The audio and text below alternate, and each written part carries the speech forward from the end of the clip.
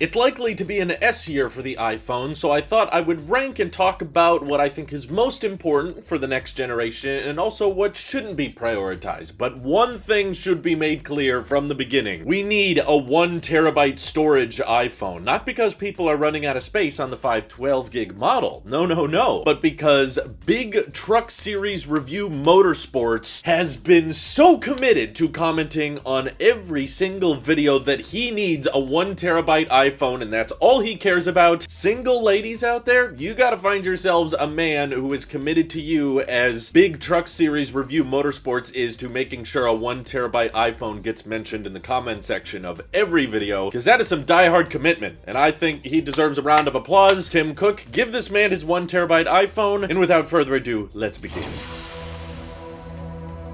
Honestly, I think the reason Apple's not going to do a 1 terabyte iPhone is because they want you to pay for iCloud storage, and if 2 terabytes isn't enough, no problem, you just gotta subscribe to Apple One Premier. That's the only way to get 4 terabytes of iCloud storage. You're welcome. But getting into the more realistic side of whatever the iPhone 12s or 13 should be prioritizing, the one I'm going to put at the top of my list may sound obvious, but I have my reasons for it coming number 1, and that is battery life. I know it's kind of an obvious one. A lot of people think, oh, well, of course, you're gonna get a better camera, you're gonna get a faster chip, and we're gonna get better battery life. But the main reason I think this year, of all years, it should be prioritized is because last year with the iPhone 12 lineup, across the board, pretty much every single iPhone got worse battery life. Like, I know on paper and on the tech specs and stuff, Apple's like, no, 12 Pro Max, 11 Pro Max, they have the same battery. Real life tests shown different because Apple actually put a smaller milliamp hour battery in each new iPhone because of the updated design, I suppose, or maybe they're just giving themselves room for improvement this year. But in real life tests, including my own, I noticed the 12 Pro Max being not quite as good as the 11 Pro Max, and this is an $1,100 iPhone, for God's sake. Give us a 1 terabyte storage option and also,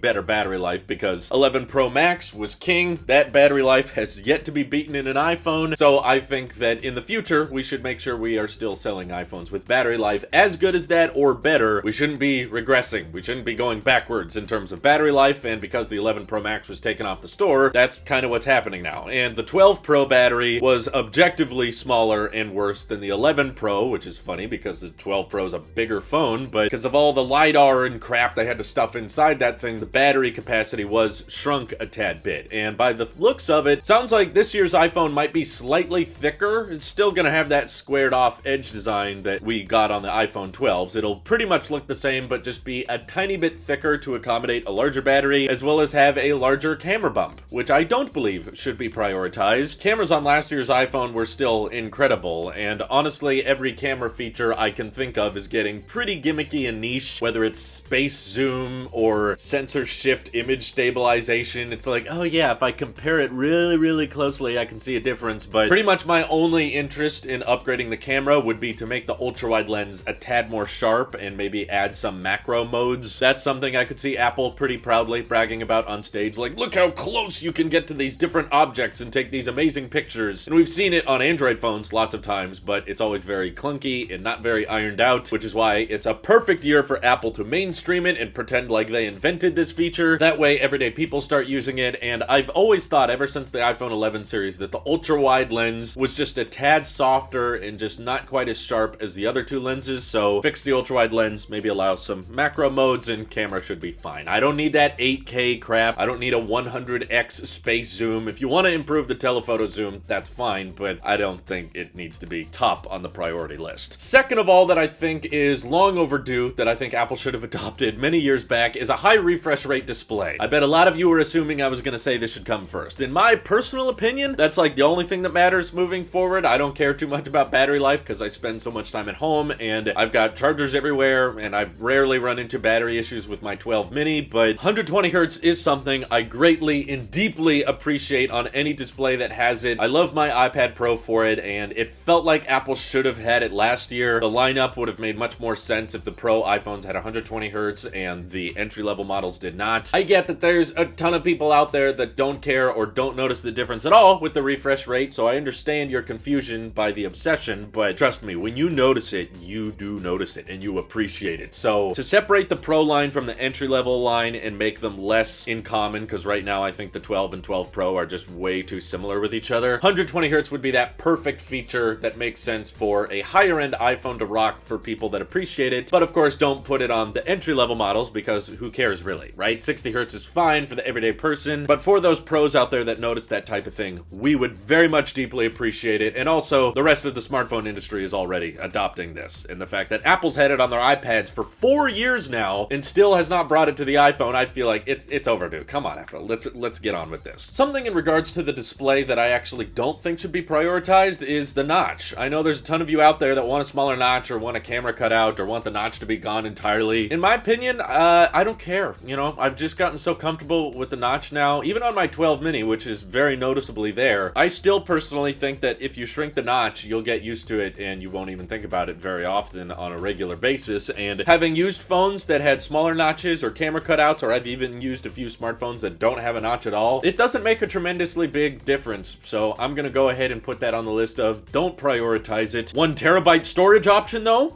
Yes, that's got to be prioritized. But the notch, you know, it's there, and when it's smaller, you're still gonna have to work around it. You'll still have to deal with it. Even if you want your precious battery percentage to come back, they could have added it a long time ago with a little circle. There's jailbreak tweaks that add it back. There's always been a way for them to have a battery percentage. They just choose not to do it because it looks cleaner up there anyway. So I don't think they're gonna bring it back just by shrinking the notch. I think that's a software choice. It's not a hardware limitation. So that's not high on my list of priorities, as well as ditching the lightning port, which was a big talk of discussion for the past year or so. There were a lot of rumors going around that in 2021, Apple was going to ditch the lightning port and go all in on a portless iPhone. Don't get me wrong, as an Apple sheep who is heavily invested into MagSafe now, and I'm very comfortable with it at my desk, at my nightstand, I'm fine if we ditch the lightning port, you know? I would still upgrade and be happy because I hardly ever use the port on my iPhone today, but I also happen to think it's probably too soon, and this year does not sound like a major year for iPhone upgrades, and I can see a lot of people deciding to skip this year's iPhone because it doesn't sound like that big a deal. So because of that, you shouldn't likely introduce a bunch of drawbacks. Like, you shouldn't introduce reasons on this year's iPhone to not upgrade. You should probably ditch the port, Apple, someday when it feels like there's a massive leap forward and a bunch of big improvements being made that people are willing to look past the lightning port entirely. In fact, having MagSafe around for a few years and kind of directly endorsing and promoting MagSafe charging for multiple generations of iPhone, I think would be a good step in the long-term goal of removing the charge port, which I'm sure Apple still wants to do. I just don't think now is a good time to do it. In fact, I wouldn't be against Apple coming up with a way of shipping MagSafe charge cables with their iPhones instead of lightning cables. They might be a tad more expensive. You can try to make a plastic puck instead of a metal one, or actively encourage people to use their older lightning cables, but if you order the new iPhone, you can get a MagSafe charger for really cheap. Just kind of let people know subconsciously, like, hey, MagSafe is the better charge method. We're only going to show our iPhones now charging with MagSafe. Get people really comfortable with MagSafe accessories, but still keep the lightning port there so that people can't complain too much about the e-waste argument because they're going to have lightning cables around. So if you want to keep using your old charger that you've been using for your iPhone for the past, 5-6 years, you still can use it, but you're just going to make sure everybody out there has a MagSafe cable accessible. That way, when you do ditch the lightning port, everybody's kind of ready for that transition to take place. That shouldn't really be high on the priority board though, because shipping MagSafe with every iPhone is probably going to drive the cost up, which brings me to my next point. I did talk about why I think 120 Hz should be prioritized on the Pro iPhones, but when it comes to the entry-level models, we have a hard time figuring out exactly what Apple is going to do with these to make people think they're a worthy upgrade. Slightly better ultra-wide camera, okay. Slightly better battery life than last year, okay. Very much an S year. Doesn't seem to be a lot of flagship features to get excited for, which is partially why the pricing, I hope Apple can fix. I'm personally not a fan of this whole, it's $700 with T-Mobile or Verizon, but it's $830 if you buy it unlocked, and it's still 64 gigs by default. You have to pay an extra $50 to double it to 128 gigs. I'm hoping this is the year we can get 128 gig by default and 1 terabyte maximum, okay? I see you, Big Truck Series Review Motorsport ports. We need that 1 terabyte option. I agree, it needs to happen. But 128 gigabytes starting, and I also would prefer it if the 12 mini actually started at $700 unlocked, okay? I'm not asking for a giant price reduction. I'm not saying Apple needs to make their iPhones $100 or $200 cheaper. I'm just talking about like just $30 less when buying unlocked, so that there's not this with carrier deal discount so that you can hit $699 when in reality it's $729 and it's still 64 gigs. The pricing getting right no matter what carrier or whether or not you buy it unlocked would be a big priority for me, because I do think that both the 12 mini and the 12 were just a tad more expensive than people were comfortable with, and obviously Apple, if you can find a way to lower the price more than $30, you know, if you want the 12 mini to be $650 now and the 12S or 13 to be $750, that would obviously retain your dominance on the smartphone market, and I think that would be a very killer deal. So if it is possible, please, you know, do it. But ultimately, my last request, the one thing that I do think should be prioritized or at least up for consideration, is the revival of Touch ID. I've seen plenty of people on Twitter and the comment section say they prefer Touch ID to Face ID. I am not one of these people. I personally prefer Face ID, and ever since Apple finally updated iOS to let me unlock my phone with my Apple Watch when it detects that I'm wearing a mask, that has saved me so much time from entering codes, and that has made me fall in love with Face ID all over again, to the point that I don't really care that much about Touch ID coming back. But it's safe to say, you know, most people don't have an Apple Watch, and there are many people out there that have different opinions than I do, and they would much rather have the option to use Touch ID either in the display or on the side button, so that I could actually see catering to everyday consumers. Unlike 120 Hertz, I don't think that's going to be a great advertising feature that Apple can flash around everywhere on their Twitter ads and billboards. Hey, the refresh rate has doubled from 60 Hertz to 120 Hertz. Everyday people are going to be like, what? The what now? And even having a 1 terabyte storage option isn't really going to gravitate a bunch of everyday people. That's more of a techie criticism. Same with the price point being like slightly lower, or the A15 chip, or even the battery life getting 1 to 2 hours better. That's not going to make people jump from the seats and go, hey, I should upgrade. However, Touch ID, I think, could be one of the greatest marketing advantages of this new iPhone. If people knew that, hey, you know how you like Touch ID and a lot of you don't like Face ID, now you can just rest your finger on the display or side button, whichever's cheaper for you, Apple, and now that will unlock your phone, and you have the first iPhone with multiple biometrics, which I know has never been done before, and it probably isn't gonna happen. But either way, I think it should be prioritized, because I could see everyday consumers getting excited about that, and a lot of people that have been hesitant to upgrade their iPhone is mainly because they prefer Touch ID to Face ID. So if now you could have both on one device and it was still reasonably affordable, that would probably get people to upgrade even if they didn't really need to, just knowing that they had that option of unlocking their phone. And I've seen those Twitter arguments go endless with how Touch ID is amazing, Face ID sucks, and vice versa. So if Apple just had one cheap, reasonable solution to be like, hey, how about both? You can do whatever you want. In fact, if you want to be extra secure, we can require you to unlock the device with your fingerprint and your face simultaneously, although absolutely make that an optional thing. Don't make that a requirement. So all in all, those are some of the things I hope Apple can prioritize and not prioritize moving forward. You know, color options,